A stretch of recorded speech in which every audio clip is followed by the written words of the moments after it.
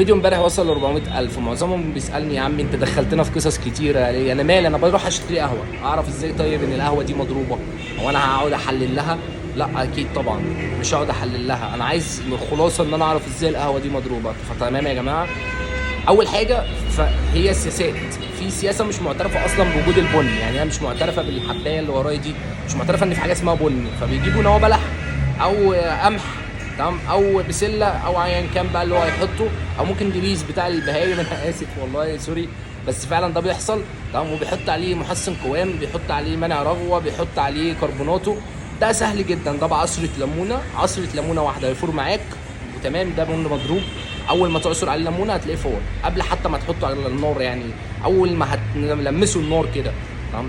في ناس تانية بقى، تمام، اول حاجه بتعملها بتحط ميه سخنه قبل ما تنزل الكنكه على النار. ده اول ما هتحط الميه السخنه البن بيتكتل معاك، ده البن ده مضاف عليه نشا، مضاف عليه كربوناتو. اول ما هتحطه كده في شويه ميه سخنين هو في قلب الكنكه هيتكتل وهيعمل.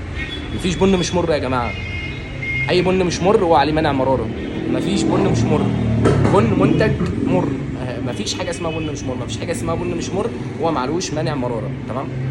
يعني هي معادله سهله جدا.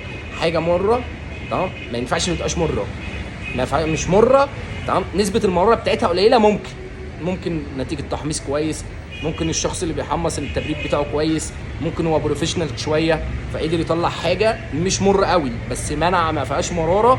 ده يا جماعه واخد منع مراره عشان نكون صراحه وتمام كده. اتمنى برضو ان انا اكون يعني ايه فدتكم للاخر وليلكم زي العسل.